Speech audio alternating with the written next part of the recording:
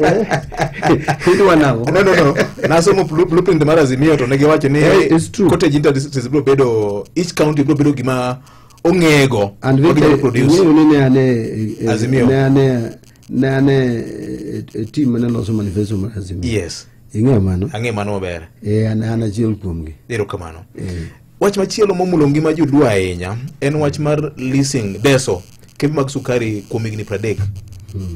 Process makamano nyosetieki. Yes. Kendo ne waneno kanyo ka joket mwandu no se kao oteku marito kembegi. Yes. Gin neno ka gima leadership, political leadership okoyie gi parone jopur bende ng'ur ang'o mane iye model mane manyutiyo ko gi sirikal kaka sirikal. Apa ni maybe joma ng'ur ahinya gin josiasa. Gin josiasa seche moko ohero gik ma usowa.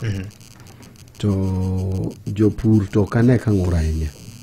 But maybe nchi joma ng'ur. But Victor, I don't know watch because a topic is very wide. Number 2, ing'eni from 1996 midhiero sema bedo komako kembni mag niang'. Yes. Ochakore 1996. Achiel nikech productivity no bedo chako bedo piny, management mag kembegi bedo marach, jopur tero nenggi tok chulgi. So something nyaka ne tim. Sirikal noloso task force. Mano include all the stakeholders. Mukelo report. Bang' mano nyaka no bed some legal framework. So sugar bill no bedo brought bunge. Mo bedo passed. Kendo sugar bill no nigi weche mang'eny ahinya.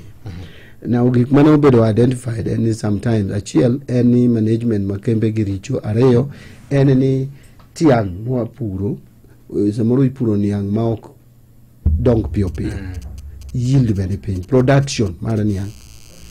So achiel and then sirikal bende nonwang'o ni mondo ogo ohala maber ok yot. So nyaka no inject private sector. Option nitie ariyo nikele private. Achiel en privatization. Ikawo kambi te uso ne private sector to gi mora. Maendi ne ok omor jopur nikech achiel lope mipure niange ne gin ancestral lands. So ji wacho ni idwa uso lopwa ne ng'ama wakia private.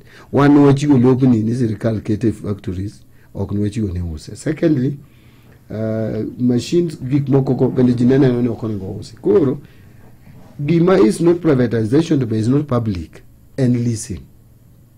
Koro lease for a period. Koro sirikal noneno ni leasing is a better option. Koro itimo leasing to sirikal dong gi weche ariyo manyaka sirikal wach achiel maduong' on policy and konyo jopur by providing seed canes ma are fast yielding.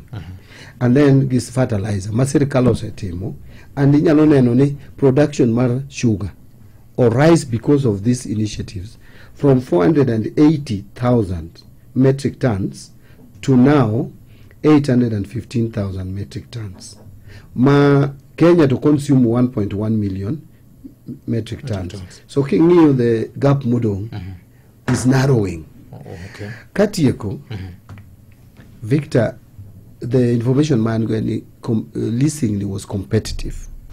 And this jogi no get minimum capital minyalo inject is 1.5 billion. But up to 6 billion bedo injected ekambigi. Nzoia, Chemelil, Muhoroni, and Sony, the 4. And king'iyo jogi dhi chulo kuru jopur ma wapenjo ang'o momiyo chai gini bedo gi bonus and not sugar cane. So we want sugar cane to help farmers. My last comment, Victor. Chai osepur Kericho. Kendi obedo processed. Yes. Donge kambi sirikal Kericho. And so is coffee. Kata mana chak KCC nitie private players mang'eny. New KCC en achiel mana kuom player. In fact the biggest player en Brookside. Now ang'o momiyo kembe mag niang' nyaka bedie lwet sirikal to sirikal ok nyal go ohala. Gima jopur dwaro ok en ng'ama ran kam. Jopur dwaro ni kopuro niange oyudo raw material, oyudo fertilizer, to puro niange to pesa biro wangsa. Ko uso ti use bei maber, to pesa ne donje wangsa. Kata bir private sector or public sector. To ka public sector ok nyal, private sector onego donji. Okay. So ananeno ni wadwok siasa mosegi ni kijopur. Ji mang'eny nitie mosomo ge niang'. Wadok back kama niang'. And livelihoods maniang that touches 8 million people. Mano joma puro niang', joma transport niang', joma support weche mag niang', joma tie factories, 8 million people. The 8 million livelihoods nyalo bedo improved. It is a job creation strategy. Wadwok back sugarcane farming kumane entie in the early years. I think I remember Nadhi Kokoro between 1987 and 1990. So ni factory ni chungo mana kitimo service. Then I had few days meeting on a service. No way go throughout. Tiang ni betu throughout. Jine yudo pesa. Your farmers no go cook. What happened? Manegi